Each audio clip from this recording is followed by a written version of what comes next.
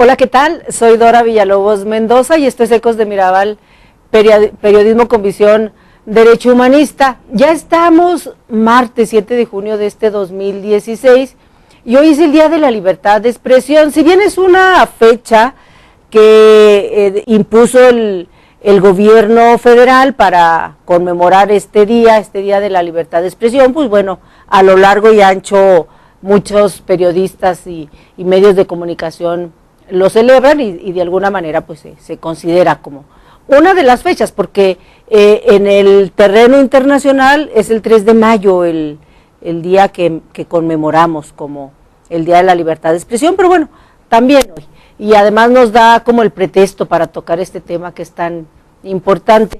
Hoy seguimos con estas mesas de análisis tan importantes. A mí me interesa mucho que podamos desmenuzar, hay tantos ángulos que tratar de esta elección que acabamos de tener, esta elección histórica tan importante que acabamos de tener el domingo, que pues no nos alcanza el tiempo para analizar las distintas vertientes que nos dan estos resultados tan importantes de la jornada electoral. Y bueno, pues hoy voy a tener a dos periodistas, un compañero, una compañera.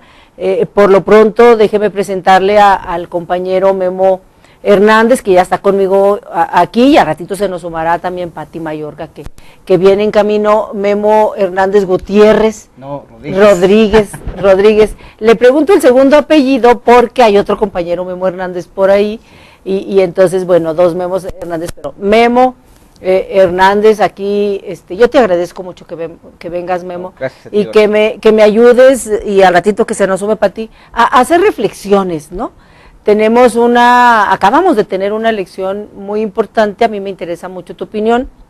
Tú anduviste muy metido desde la Alianza Ciudadana por Chihuahua, particularmente en el tema de la comunicación, porque hay que decir varias cosas, que esta contienda electoral, donde vimos tantos partidos, tanta gente como nunca, muchísimos candidatos, muchísimas candidatas, y alianzas, partidos nuevos, pues muchas cosas. Hay que decir que esta candidatura que gana y que encabeza Javier Corral en la gubernatura no es una candidatura panista, si bien oficialmente se votó por el PAN, etcétera, pero no era solamente una candidatura panista, era una candidatura ciudadana acompañada por esta gran alianza ciudadana por Chihuahua, donde participó mucha gente que no es panista. Eso hay que decirlo, y entonces pues vamos a tener, me parece que tener como mucha conciencia de esto, y hay muchas expectativas de este gobierno. El PAN se está llevando carro completo en muchas regiones, se está llevando muchos triunfos en muchos lugares. Yo he dicho, y lo he estado sosteniendo aquí, Memo, varios días, ya tenemos varios días con este análisis, he estado sosteniendo que es más que un triunfo rotundo del PAN, es un castigo al PRI.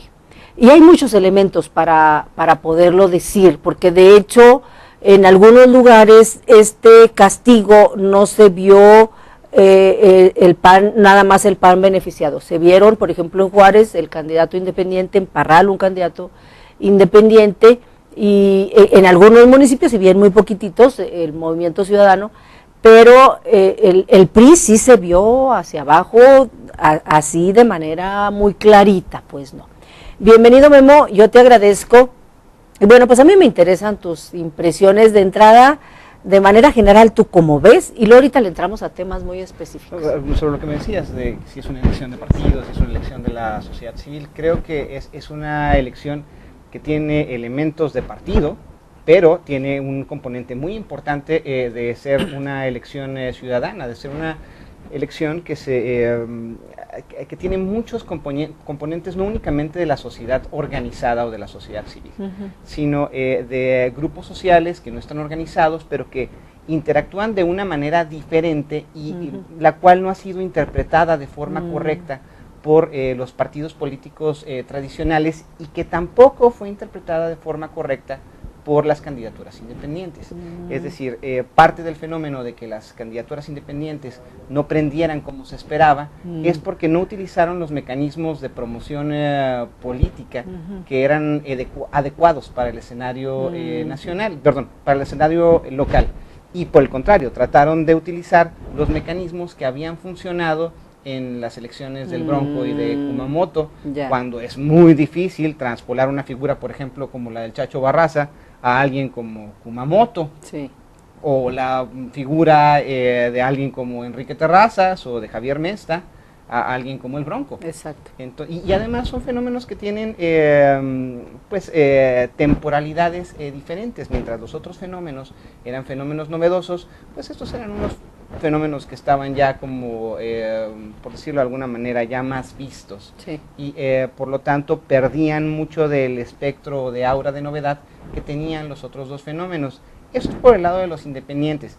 Pero por el otro lado también, es cierto que hay un hartazgo grande de la sociedad hacia el gobierno del PRI, y sí es cierto que se convirtió el PRI como decíamos en la escuela, en un semantógeno, en algo que, en una palabra que simplemente pronunciarla se convierte en algo doloroso para algunas personas, o tiene una carga de significado pues nociva, por decirlo de alguna manera. Pero también es cierto que el PRI es un partido que tiene una estructura muy sólida, y que la estructura del partido falló en muchos sentidos, también por la falta de interpretación correcta de qué era lo que estaba sucediendo en el momento. ¿Quién hace las campañas al interior del PRI? ¿Cómo se implementaron las nuevas tecnologías al interior del PRI? Sí, habría que ver. Fíjate, es que son tantos elementos, pero el asunto de las redes sociales, por ejemplo, que jugó en esta ocasión un papel muy importante.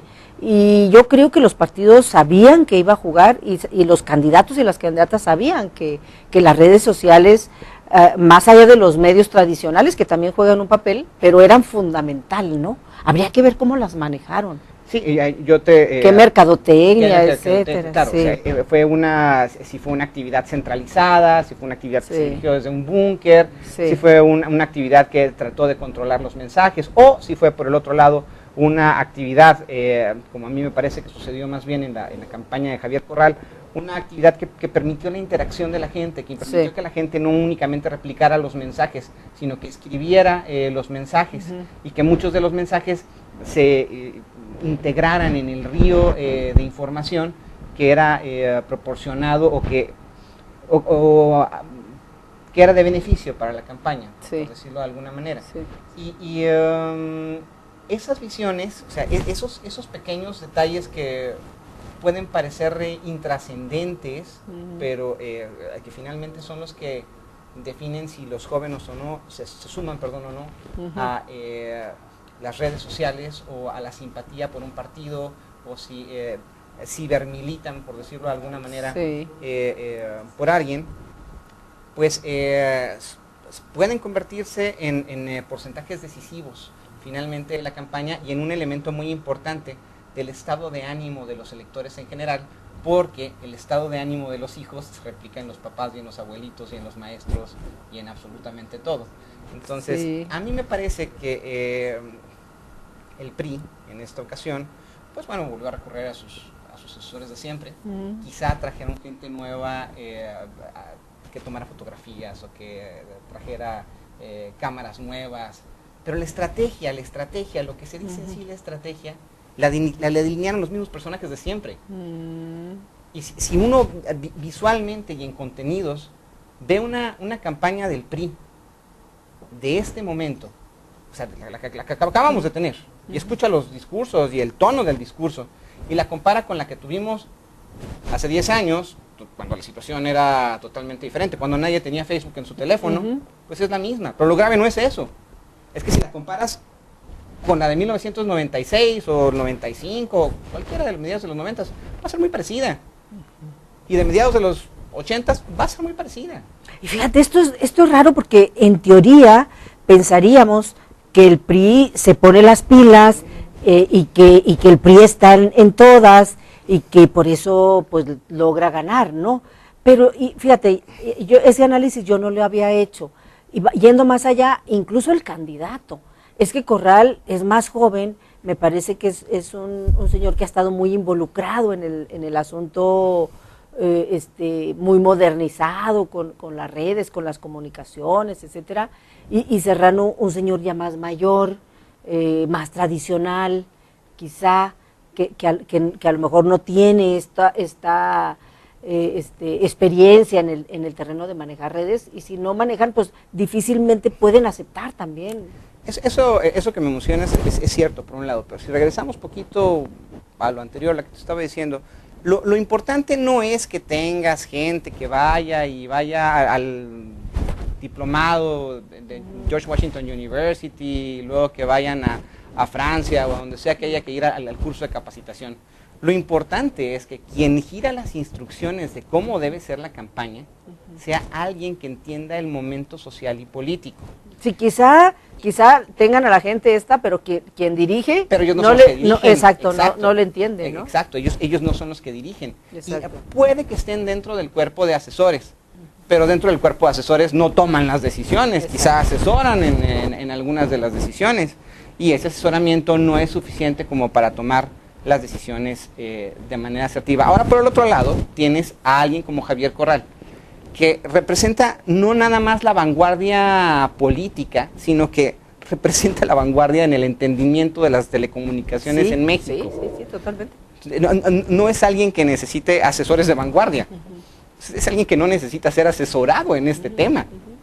Entonces, cualquier cosa con la que lo complementes va a ser mucho más fuerte y va a ser mucho más efectiva que cualquier estrategia que puedan haber delineado a alguien con los mejores asesores, pero sin entendimiento del momento social. Sí, incluso que los independientes, porque yo vi a los independientes que sí traían gente que medio le inteligía y muy metidos en las redes sociales, porque entonces también hay que decir, son muchos factores, hay que decir que tampoco se gana nomás con eso, es decir, no se gana nomás con las redes sociales, o sea, no es suficiente con tener un equipo, pues, con una visión de comunicaciones muy buena y equipo muy bueno y una estrategia muy buena. Tampoco es suficiente. Es como todo, ¿no? Yo no comparto ahí plenamente contigo el asunto. Por el contrario, creo que si en algo fallaron las estrategias políticas de los independientes fue en eso, en que no tenían una estrategia de comunicación política. Y te vuelvo a repetir, muchos de ellos creían que se veían en las redes, pero sin estrategia, pues sin rumbo. Es que no es únicamente estar en la televisión, exacto, no es únicamente estar en las redes, no es únicamente tener el póster. No, como ya vimos, no se trata de ver quién tiene más pesos o más dólares. Se trata de ver quién es más inteligente, quién convence más a la gente. Tú sabes, quién hizo la propuesta de derechos humanos y de derechos de género de Javier Corral. Claro, pues el movimiento de mujeres. Claro. Ahora tú dime, ¿quién hizo la estrategia de derechos humanos del Chacho? Pues sí, habría que ver. O de Enrique. Si es que hicieron. O de Javier, exactamente. Exacto, o sea, yo nunca las vi. Exacto. Entonces, vi muchos discursos, pero los contenidos, como para convencer a los grupos sociales específicos, para decirles, hey, aquí hay un proyecto, eso nunca estuvo. Pero no nada más eso, sino el asunto de que tú trates de replicar una estrategia como la de Kumamoto. Kumamoto tienes que entender quién era, pues era un joven que tenía un trabajo social importante, claro, en cuestiones de movilidad, en cuestiones de recuperación de espacios, era una persona visible, a que saques a un empresario que es muy vistoso dentro de un grupo de empresarios, pero no dentro de un grupo de ciudadanos. Exacto. Entonces, no es posible que lo proyectes como un ciudadano ejemplar a alguien que puede ser un empresario ejemplar, pero es eso. Y la sociedad entiende que hay una diferencia entre las dos cosas, simple y sencillamente porque ellos saben que son ciudadanos y saben que no son empresarios. Exacto, sí, yo coincido, creo que hay, es decir, para tener una candidatura exitosa, una campaña exitosa, al final tiene que haber contenido, es decir, tiene que haber contenido que ofrecer, y tiene que haber toda la estrategia para poderla ofrecer, ¿no? Y en esta ocasión, por eso la alianza se convierte en algo tan importante, Claro. porque lo que sí hizo Corral, que no el PAN, es decir, el PAN acompañó y el PAN estuvo de acuerdo en que hubiera esta alianza, porque igual y si el PAN no quiere, pues quién sabe qué pasa, pero de alguna manera está de acuerdo y por supuesto es iniciativa de Corral, pero entonces si viene de verdad esta alianza con los distintos sectores a hacer propuestas de verdad, a rayar el lápiz, ¿no? Vienen a rayar el lápiz, claro, y le entregan a Corral una propuesta muy efectiva en cada sector, en el sector del campo, en el tema de mujeres, en el tema de la comunicación, en el tema económico, que es muy importante, en todos estos temas donde hay una gran problemática, ¿no? Y la gente interesada, involucrada, le dan chance de que apunte sus ideas, de que exprese sus pero no cualquier problemáticas. Gente que tiene determinada trayectoria, Claro, que conoce a profundidad los temas, y eso es, tú puedes como... la que está en el ajo, ¿no? La que está en el ajo, exactamente. Tú como asesor del PRI, perdón, como, sí, pues como asesor o como ejecutivo del PRI, puedes traer un asesor que venga de Barcelona o que venga de Estados Unidos, pero esa persona no está involucrada con los la temas. bronca de aquí. Exacto. Y ese es un componente muy, muy importante de la elección, porque como todos sabemos, hay un grupo amplísimo de personas que no conoce todas las problemáticas o que no conoce la mayoría de las problemáticas. Casi todos nosotros estamos enfrascados solamente en un pequeño problema social. Exacto. Pero si lo que está proyectando el candidato es algo que me hace clic, que es convincente, que yo estoy viendo que es de a de veras. En lo mío. En lo mío, y Claro. estoy viendo que además en el tema que concierne a otra persona, que yo no entiendo su tema y a lo mejor no sé cuál sea, pero él se ve también convencido, no únicamente estamos los dos convencidos, sino que nos encargamos de convencer a los demás. Exacto. Eso es una red social, no Facebook, no Twitter, no cualquiera de estas plataformas que luego entendemos como redes sociales. Y que al final sirven para ayudar a diseminar. Son facilitadoras. Son facilitadoras. Son facilitadoras, exacto. son herramientas, pero no son una red social. Exacto. Y eso es algo que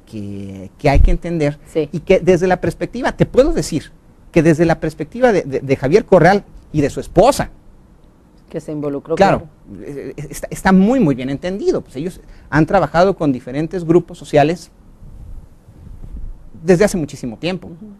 Y no es algo que esté bien entendido desde la perspectiva siquiera de las personas que se dedican a estudiar la comunicación política. Exacto. Entonces, tienes campañas independientes que están tratando de replicar lo que sucedió con Kumamoto, sí, pero Kumamoto era novedoso y era un personaje, y había un montón de gente que escribía alrededor de él en estas redes sociales acerca de lo que pretendía la campaña, y salían a hacer trabajo social. Ya llegó con liderazgo, ¿no? Claro. Con ajá. verdadero liderazgo. Y aquí en las campañas independientes, ¿quién se puso a hacer trabajo social? ¿Quién se puso a hacer un plan? ¿Quién fue y consultó realmente a la gente? No esa onda de que yo fui y platiqué con los vecinos y me comentaron su hartazgo. Pues sí, compadre, pero no se trata únicamente de platicar con ellos y ver que están hartos. Se trata de tener salidas efectivas y que esas salidas efectivas estén construidas efectivamente por un grupo social. Claro, claro. Fíjate que es bien importante hacer este análisis, porque luego si pensamos, o hay gente que luego pensamos, pues que los resultados son como bajados del cielo, ¿no? Y no, tienen toda una explicación pues muy científica incluso, ¿no? Muy aterrizada, que vale la pena analizarla desde el terreno ciudadano, porque lo que aquí pasó, y me parece que eso es al final lo importante, es que la gente está aprendiendo. Luego decimos, es que no avanzamos en el terreno democrático, pero luego sí avanzamos, porque la gente sale a votar de manera civilizada, tranquila, a gusto, con números que podemos todavía decir no son los que quisiéramos, pero pues bueno, estamos hablando ya de poquito más de un 50%, ¿no? No, quizá no aumentó mucho en comparación a las anteriores, pero tampoco bajó, ¿no? Entonces, la mitad del electorado va y vota de manera tranquila, pacífica, cree que sí va a contar su voto, Ujú. y de una contienda a otra, de un sexenio a otro, puede modificar su voto. Ujú. Y entonces sí estamos viendo, yo creo, ahí un voto razonado, pero un voto razonado en función de esto que tú dices mucho. Es decir, de qué participación ciudadana, de cómo. Mucho en lo individual, mucho en lo colectivo, mucho en la consulta, mucho en el hartazgo también, Ujú. de todo al final de cuentas, ¿no? Y vas generando un conglomerado complejo, que finalmente a veces te da resultados mixtos, como lo sucedió en el caso de Ciudad Juárez, en donde hay es el mayor ejemplo, Juárez, me parece a mí, que explica. Exacto, ¿no? donde hay un voto cruzado claro. Clarísimo. Pero, y esto te habla de la complejidad de los fenómenos electorales en este momento. Pensar que estamos viviendo a finales de los 90s o a principios de la década pasada, en donde los mensajes que predominaban eran los que se transmitían por televisión, y que estos mensajes tenían que tener elementalmente un contenido emotivo, y que a la gente con un candidato guapo o con un candidato netamente carismático o con alguien que supiera muy bien cómo manejar nada más el discurso, es tonto en un momento en donde la gente se fija más que nada en los contenidos, hasta los contenidos emocionales, porque eso es contenido también. Y a lo que me refiero por esto es, o sea, en un escenario en donde tenemos diferentes medios de comunicación, en donde la gente pasó de elegir entre 2 canales de televisión, 2 periódicos, a estar eligiendo entre, no sé, 170 opciones que te da la televisión de cable en este momento, más otras 300 que te da internet únicamente en tu idioma, más otras 700 que te dan en un idioma diferente. Es tonto pensar que todos se van a tragar el mismo mensaje de la misma manera. Exacto. Y van a sentir lo mismo hacia él, y que va a ser únicamente porque se los dijiste bonito.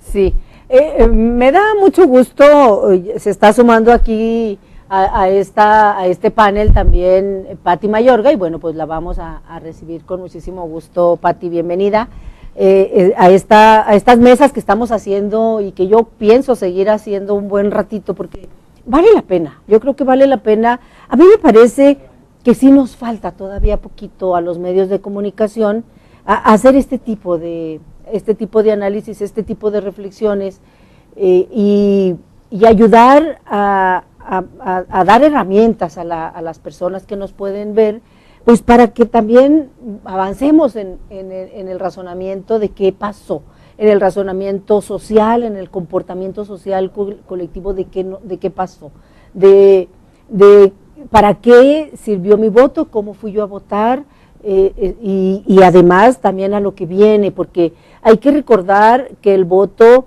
pues es el ir a participar, ir a elegir a quienes nos van a gobernar, es un pasito, es muy importante, muy importante, pero al final es un pasito de la enorme oportunidad que tenemos de incidir, ¿no? Nos falta todavía caminar más, a vigilar el trabajo, a estar pendientes, a cuestionar el trabajo de todo mundo, de alcaldes, alcaldesas, de regidores, de legisladores, del propio gobernador, de todo mundo, y de estar pendientes de qué pasa. Hay que recordar que tenemos en la siguiente, bueno, son 2 años en las alcaldías, 5 en la gubernatura, pero para las alcaldías sí viene la posibilidad de reelección, ¿no? Y entonces creo que va a ser un ejercicio muy interesante de, si no se ponen las pilas quienes están llegando, hombres y mujeres, porque tenemos muchas mujeres, 24 alcaldías. Aquí me traje yo los nombres a ver si tengo chancita de dar, y muchas mujeres en el Congreso. Si no se ponen las pilas, pues ahí viene el referéndum o plebiscito en 2 años, ¿no? Claro. Bienvenida, Pati. Gracias. Estamos haciendo aquí pues un panorama muy general de qué pasó, ¿no? De lo que vemos. Una sorpresa muy fuerte, ¿no? O sea, ciudadana, un mensaje fuertísimo, ciudadano, y como dices tú, si no se ponen las pilas, en 2 años o gobernador en 5 años, el PAN podría estar recibiendo una elección igual o muy parecida, ¿no? Fue yo creo que la gran sorpresa, la respuesta ciudadana, y yo creo que nos llena de ánimo a todos, ¿no? Porque nos estamos dando cuenta de lo que somos capaces y que lo estamos ejerciendo. Sin duda esto nos empodera, ¿no? Sí. Como ciudadanos, sí. A la ciudadanía. Hay ¿no? municipios que obtuvieron una votación o participación de hasta 80%, Sí. de los más pequeños, ¿no? Estuvo muy, muy intenso. Sí, y hablábamos de Juárez, que Juárez es un municipio donde el manifiesto popular, el voto tan cruzado, es muy interesante. Se tiene que analizar. Gana Corral como gobernador, no con mucho, frente a Serrano, no con tanto, pero el independiente gana mucho. Y el PAN, en cambio, queda muy abajo. ¿No? Sí, claro. ¿Esto qué implicaciones piensan ustedes que tiene o cómo lo interpretan? Bueno, Juárez me llama también la atención porque obviamente los partidos se concentran mucho ahí porque tienen el mayor número de votantes, ¿no?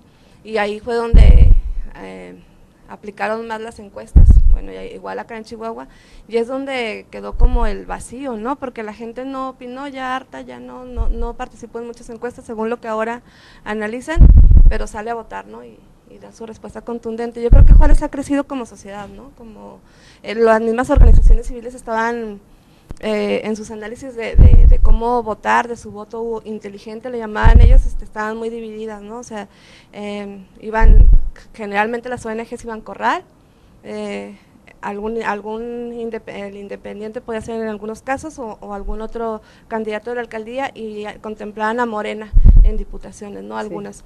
Sí. Y era como la estaban armando, pero yo creo que es básica la sociedad civil organizada que tiene Juárez y aparte pues que no es para menos, ¿no? Han sufrido como sociedad mucho, o sea, han dejado de creer en partidos, entonces las opciones que tienen pues hay que capitalizarlas, creo, o sea, pero sí tienen una guía muy fuerte en la sociedad civil organizada, con organizaciones especializadas en niños, en transparencia, en lo que sea, ¿no? O sea, ha crecido mucho Juárez y creo que eso es un fruto de lo que han construido. Claro.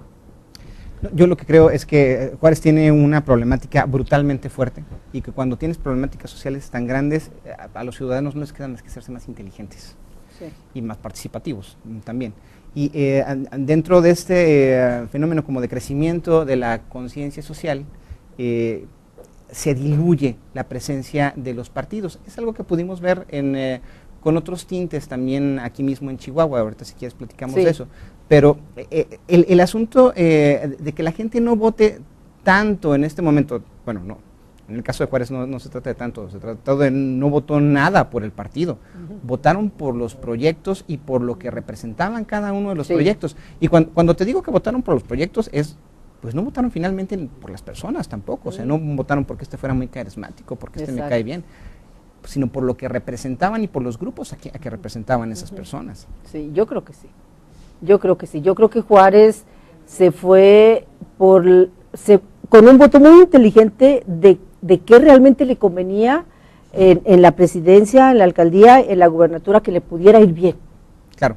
Pero, y si te fijas, el mismo fenómeno se reproduce más o menos aquí en Chihuahua. Tú ahorita hablabas que la candidatura de Javier Corral estuvo muy centrada en las organizaciones de la sociedad civil. Pues lo mismo se puede decir de la candidatura de Lucía. Y ella no consigue tener el respaldo popular que tiene Javier Corral, porque atrás de ella hay un componente muy importante que es el PRI, en el cual la gente no confía en este momento. No que Acción Nacional cuente con la confianza plena de la población y no que sea un partido donde hayan puros santos, pero en este momento el conglomerado que hicieron Acción Nacional, que es un partido donde la ciudadanía demostró que tiene mucho más confianza que en el PRI, y el trabajo con las organizaciones de la sociedad civil, fueron finalmente la combinación ganadora. Y yo siento que además de esto que tú dices, como que tampoco había más opción, porque para canalizar esta expectativa, porque los independientes no dieron, ¿no? El independiente pues al final no dio. Opción, ¿no? Pero por ejemplo, yo coincido con Memo en que el PRI asfixió a su candidata, ¿no? Sí. No la dejaron crecer, no. Porque también yo reconozco en Lucía un activo ciudadano fuerte, ¿no? Pero creo que no la dejaron crecer. Y a diferencia del PAN, que se vio obligado a abrir a la ciudadanía candidaturas ciudadanas, creo que eso fue su capital político que le pegó, ¿no? Y pues digo, con una figura como Javier Corral que supo capitalizarlo, pues son los resultados, ¿no? Pero coincido. O sea, sí, que pero además yo aquí en Chihuahua, yo sí veo un voto muy claro de castigo al PRI. Yo sí lo veo más de castigo porque tuvimos estos problemas. El asunto del Vivebús me parece sí, me parece que el asunto quizá también de las fotomotas y eso, pero el Vivebús, me parece que el Vivebús le dio un fregadazo muy fuerte al PRI, incluida Lucía, que si bien se veía como separada de gobierno, pero al final PRI, ¿no?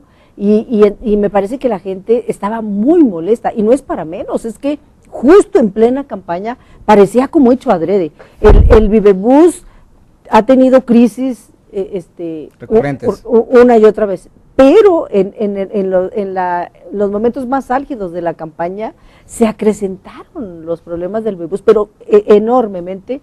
La gente estaba muy molesta con mucha razón, y me parece que la gente sí fue molesta a votar, mucha gente fue molesta a votar. Los mismos concesionarios salieron a hablar, ¿no? Que no lo habían hecho. O sea, concesionados de otros grupos que no fuera como el más poderoso, la empresa más poderosa dentro del Vivebús, salieron a hablar. O sea, se fue perdiendo el miedo, creo, y no nada más de este sector. Es que a veces tú decías, parece que hay fuego amigo ahí, ¿no? O sea, tú dices que de plano está, lo que pasa no tienen manera de componer eso. O sea, lo que pasa es que este proyecto fue planeado casi para que fracasara, ¿no? No creo, Digo, casi, digo, no que lo hayan hecho a propósito, pero fue así porque los mismos concesionarios fueron hablando y fueron advirtiendo dónde estaban las fallas durante todo esto de 2012 a la fecha, pero ahora hacían como callados. Nosotros nos hablaban, nos decían, yo hice entrevistas con concesionarios casi anónimas, ¿no? O sea, porque había mucho miedo, o sea, de perder todo, hipotecaron hasta casas de los familiares, claro. O sea, pues a eso me refiero, que parece que estaba destinado como a fracasar, obviamente no, o sea, fue un proyecto supongo que exitoso para algunos, pero como para las personas que estaban ahí estuvo, y fueron perdiendo miedo, fueron hablando de lo que venía sucediendo dentro. Creo que el Vivebús es un tema muy amplio, sí, y es claro. Un problema real. Sí. Lo que pasa muchas veces con los problemas que no son reales y que tienen un manejo político dentro de las elecciones, es que de repente se arreglan o de repente tienen una solución fabulosa, ¿no? El problema con el sistema de transporte público en Chihuahua y en Ciudad Juárez es un problema real. Por eso no se resolvía. Sí, es un problema que está fuera. Y sentido. Exacto, pero volvemos a lo mismo. Y tiene que ver no nada más con la forma en la que se planteó el proyecto, que yo dudo mucho que el proyecto se haya generado para fracasar, pero sí creo que a lo mejor hubo algunos componentes, sobre todo en el área de movilidad no motorizada, en donde se hicieron cosas como poner los ciclopuertos en lugares en donde absolutamente nadie va, unos que están allá entre los panteones, háganme el favor, en donde no hay nada que hacer, pero ese es otro tema. Lo que concuerda con el tema es que los escenarios sociales y políticos son cada vez más complejos y requieren gente no nada más capacitada o gente de vanguardia, requieren gente que esté en el aquí y en el ahora, y no requieren que una persona lo conozca todo, porque eso es imposible. Exacto. Requieren de muchísima gente que conozca a profundidad los temas, y si hay algo que se requiere en la política o si hay algo que tiene que ser el líder, o que tiene que ser el candidato, o que tiene que ser el gobernador, es hacerse de esa gente. Sí. Entonces, el proyecto de Javier Corral, que tiene unas expectativas ahora tamaño Obama o tamaño Vicente Fox, pues es un proyecto que se supo hacer o que se ha sabido hacer de esa gente, por lo menos hasta donde vamos, que es en la etapa de la campaña, en la etapa de hacerse con la confianza del ciudadano, en la etapa de ganar el voto, y ahora tienen la grandísima tarea de convencer a la gente en los primeros días de que su administración va bien, porque tampoco el PRI se las va a poner facilita claro. en ningún sentido, ¿no? Sí. Pero es la muestra de eso, es la muestra de que ya no podemos decir, yo creo que ganaron por el partido, yo creo que ganaron por la gente, yo creo que ganaron por los spots de televisión, no, es por un conglomerado de cosas cada vez más complicado, cada vez más amplio, que es cada vez más difícil de entender. Sí, y aquí es donde me parece que empieza lo bueno, porque sí vamos a tener quienes participaron en esta gran alianza y quienes no también, me parece que tenemos y quienes votamos y quien no votó también, todo mundo, me parece que estar muy pendientes de que esta vez sí tengamos gobiernos, no nada más en el Estado, en los municipios, en el legislativo, etcétera, que sí tengamos autoridades que no centralicen tanto, que no sean tan autoritarias, que sean más humanas en el sentido de entender que efectivamente, yo coincido con Memo, no lo pueden todo, no hay manera de poderlo todo, de delegar en gente que ha estado en estos sectores que han estado ahí chambeando, en estos que le saben, en estos que la sufren, que le entienden a las problemáticas para que de verdad podamos avanzar en resolver problemas muy severos que tenemos, ¿no? El tema del agua es un tema muy importante, el tema del campo es un tema muy importante, por supuesto el transporte aquí, pero pues es en la ciudad, ¿no? Pero a lo largo y ancho del estado hay muchas cosas. Es un problema muy grande, ¿no? Aquí, porque hay gente que tiene que hacer 3 o 4 horas a su trabajo, pero es gente que de alguna manera puede llegar a un hospital o que puede llegar a la escuela, pero hay lugares en el estado en donde tienes que circular 7 horas antes de poder llegar a la atención médica más cercana. O a la escuela a los niños. O a la escuela a los niños, y cada viajecito de esos pues te cuesta un dineral y la gente no los puede pagar. Exacto. Se están fuera de la infraestructura social. Exacto. Es cierto que hay un problema de movilidad grande adentro de las zonas urbanas, que tiene molestísima mucha gente, pero tenemos un problema de movilidad grande en otras partes también. Ese es otro tema, pero volviendo a lo que estábamos platicando ahorita, yo creo que una parte importante de los liderazgos políticos en este momento es la seguridad. Bueno, está el tema de la seguridad, sí. No, pero bueno, no nada más la seguridad social, sino la seguridad personal, sí, en base a lo que tú decías. Claro. Lo que pasa es que cuando tú tienes una personalidad en la cual tú estás tratando de demostrarle a la gente que eres, ahora sí, como se dice por ahí, el papas fritas, y tienes mucho que demostrar, no vas a confiar en nadie, no vas a dejar que otros brillen. En cambio, cuando eres una persona que tiene una trayectoria ya grandota, ya fuiste senador no sé qué tantas veces y diputado, y ya peleaste, ya dijeron de ti hasta todo, es muchísimo más fácil que sueltes las cosas y digas, bueno, Víctor Quintana sabe, porque ha estado ahí, porque ha visto a los productores 20,000 veces. Bueno, pues es que si hay alguien que sabe acerca de los desaparecidos, pues es Lucha Castro, pues hay que dejarla que haga esto. Digo, no estoy diciendo que ellos vayan a ocupar un lugar en el gabinete ni nada que se le parezca, pero sí ocuparon un lugar importante en la propuesta política y posiblemente lo sigan ocupando. Claro, y efectivamente, si no los vemos, si las vemos ocupando un puesto en el gabinete, pero bueno, sí atrás de decisiones de cómo se hagan las cosas, ¿no? Claro, el gran tema en todo que es transversal es la corrupción, ¿no? O sea, sí. El agua, transporte, todo esto, entonces va a ser un reto tremendo, y bueno, si tienes ya también una trayectoria como de honestidad y tienes la voluntad para hacerlo de manera honesta, pues ya tienes camino recorrido, pero yo creo que el tema de la corrupción sí, desde ya, o sea, ahorita ya ves que Javier Corral también ya llamó a los empleados de gobierno a cuidar los documentos, a no firmar nada que no estén seguros, que no los vaya a comprometer o que no los vayan a hacer cómplices los edificios, que no vayan a sacar cosas.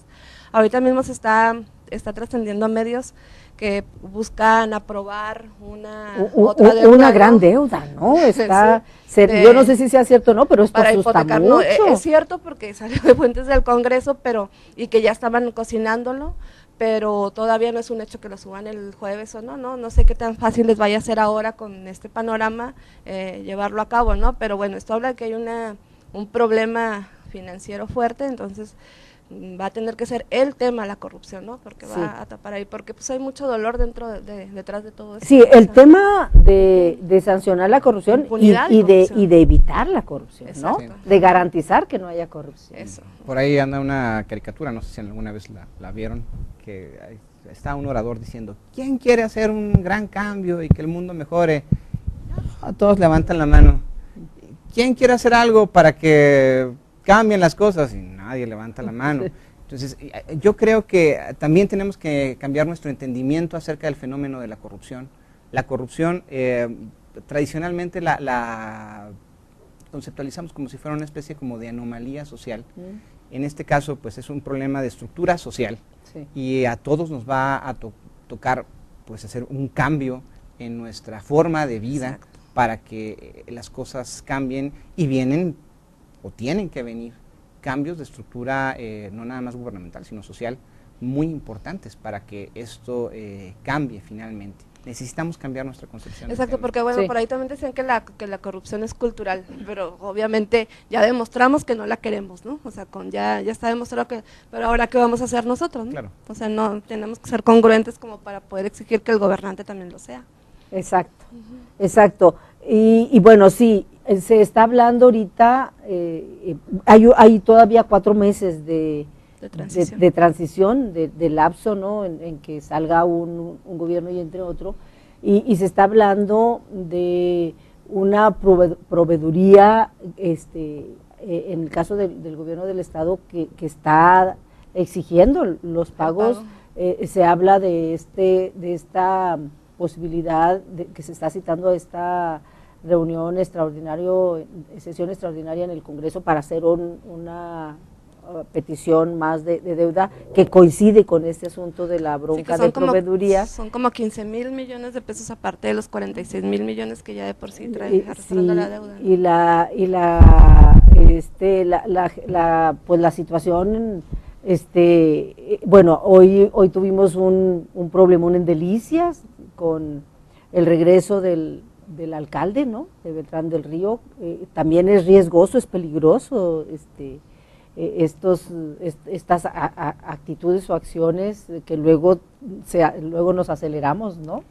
Es peligroso. Fuerte por sí, yo creo que vamos a estar frente a un escenario político muy volátil y va a haber que ser muy inteligentes. Yo estoy confiado en que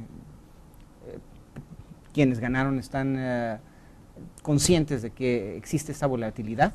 Estoy también, tengo fe en que si bien es cierto que va a haber muchos actores políticos que no van a dejar que las cosas cambien con facilidad, que hay muchos intereses de por medio en esto, sí. También creo que va a haber mucha otra gente que no votó por Corral, que ostentaban en candidaturas diferentes, que tuvieron procesos diferentes, que se van a sumar a esto. Tengo fe en que esto es algo que de la misma manera que convenció en las elecciones, tiene la posibilidad de convencer en el inicio de la administración a muchas otras personas de sumarse al cambio estructural que necesitamos. Sí, porque al final son estructuras, ¿no? Claro. Es decir, cambios sí de fondo, de mucho fondo, para que realmente haya cambios sustanciales ya operativos, pues, ¿no? Sí, es tremendo. Tiene que haber una actitud. Yo preguntaba también qué pasa, por ejemplo, con temas como la corrupción, o el narco, la inseguridad, todo esto, y la respuesta es esta, ¿no? O sea, ir depurando realmente actitudes, depurando realmente policía, depurando realmente, pero con un ejemplo de una persona que te dirige que te garantice o que te demuestre que es honesta, ¿no? O sea, es un cambio lento, pero va a tener que venir desde la actitud, desde el fondo, ¿no? Y de las decisiones, porque por ejemplo, porque a veces decimos claro. y no aterrizamos, pero por ejemplo, cuando hablamos de estructuras, voy a dar un ejemplo nomás, como yo lo estoy entendiendo. Corral prometió que va a haber áreas muy grandes de gobierno que necesitan independencia estructural. Por ejemplo, el asunto de la auditoría se tiene que ser autónoma. Totalmente. Es decir, tiene que haber un cambio, una reforma constitucional para que la auditoría no dependa del Ejecutivo, que salga del Ejecutivo, para que la Fiscalía sea autónoma completamente. Tiene que haber un cambio estructural, jurídico, para que la Fiscalía, el Ministerio Público, no dependa del Ejecutivo. Habló también del Instituto Chihuahuense de la Mujer, de mandarlo fuera. Son 4 áreas las que prometió de entrada y dijo que entrando las iba a hacer, ¿no? Esos son cambios de fondo, son cambios estructurales. Que necesitamos de urgencia, necesitamos un Ministerio Público independiente, autónomo. Tan de fondo son muchos una de ellos, auditoría independiente. Tan de fondo son que muchos de estos cambios necesitan una constitución nueva. Lo primero Exacto. que necesitamos es una constitución nueva para el estado de Chihuahua. Lamentablemente muchos de los cambios que necesitamos son cambios que no se pueden hacer en los primeros 100 días de gobierno, o sea, claro. Sería absurdo poder prometer una cosa de esas. Y eso es algo que vamos a tener que entender. Yo creo que el gobierno entrante va a tener que tener una transparencia muy grande acerca del estado en el que está recibiendo pues las cosas, sí, y va a tener que ser muy transparente y muy eficiente en informar a la ciudadanía de cómo se está manejando la situación con los recursos y con las cosas como fueron entregados, para que nadie esté esperando que van a ocurrir milagros de la noche a la mañana. Exacto. Y para que las cosas sean entendibles. Que expliquen, ajá, igual que tiene la característica de Javier Corrales, que ya ha sido legislador, entonces ya tiene estabilidad como para poder convencer, explicar y demás, ¿no? Algo que me gustó, sí, que no hemos podido ver la rueda de prensa que dio a medianoche, el domingo a medianoche, y ahí la tenemos, y ayer yo le quería pasar un cachito, yo y otro cachito, pero ya no vamos a alcanzar. Pero algo que me gustó en esa rueda de prensa y que en las entrevistas que ha estado dando por ahí, lo ha estado reiterando, es que fue muy claro cuando dijo, no, yo voy a gobernar para todo el mundo, no voy a gobernar desde un partido, es decir, no voy a gobernar desde el PAN, no es un gobierno panista, no voy a gobernar con dogmas, me gustó que lo dijera expresamente, porque sí, yo creo que sí necesitamos un gobierno incluyente, no un gobierno panista, ya tuvimos un gobierno panista, el de Barrio, que ese fue un gobierno panista. Necesitamos un gobierno derecho humanista, que conozca los derechos humanos, que le entienda los derechos humanos y que no gobierne con dogmas, porque los dogmas muchas veces contravienen a los derechos humanos, ¿no? Y esto me parece que si él lo tiene claro, y yo creo que sí lo tiene claro, pues pareciera que las cosas van a ser fáciles, pero a veces se pueden poner difíciles. Yo confío en que va a ser de esa manera, porque la plataforma política está construida alrededor de eso. Exacto. Sin embargo, vuelvo a repetir, el asunto, aunque tengo plena confianza, por ejemplo, de que vamos a tener una constitución nueva, porque además tenemos los elementos en el Congreso que se necesitan para poder hacerlo como algo garantizado, pero no van a ser cosas que sucedan de la noche a la mañana. Exacto. Y van a ser cosas que de todas maneras se van a necesitar negociar, de todas maneras se van a necesitar estudiar. Y convencer y cabildear. Y convencer y cabildear, y no van a pasar rápido. Es a lo que voy, y tenemos que ser muy entendidos de que eso no va a pasar de la noche a la mañana, pues que muchos de los cambios que necesitamos se irán haciendo a lo largo de esta administración y van a requerir esfuerzo, y van a requerir esfuerzo de todos. Nos quedan 4 minutos y se nos fue muy rápido, y ya no tocamos el tema de los medios, que también dentro de las reformas o cambios estructurales, pues está la política pública de la comunicación, ¿no? Sí, claro. Que necesita un cambio serio, real, de fondo, ¿no? Sí, claro. El manejo de la publicidad, por ejemplo. El nuevo correo lo ha anunciado, ¿no? O sea, sí, ya no se van a acabar estos contratos millonarios, y pero también dice que garantiza que va a haber más libertad para los reporteros para poder hacer periodismo. No va a ser fácil, igual que le va a pegar al avispero como en muchos otros temas, pero yo creo que es sano, ¿no? Y es también esperanza para nosotros como gremio y como para toda la sociedad, pero como dice Memo, no va a ser fácil ni va a ser rápido, entonces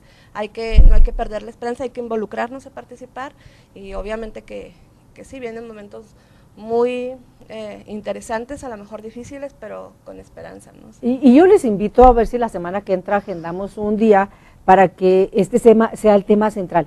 ¿De qué manera? Más allá de que sean medios o tal o cual medios, una política pública, es decir, una visión de Estado, ¿qué visión debe tener un gobierno en su política pública de comunicación? Claro. Y ahí tú estuviste, Memo, ya, entonces a mí me interesa mucho qué le entregaron a Corral para que él propusiera, que va en su oferta política. Tú estuviste muy involucrada, bueno, desde la reporteada. Entonces me parece que son dos personas que le entienden muy bien al tema, y que me parece que la gente lo debe de entender.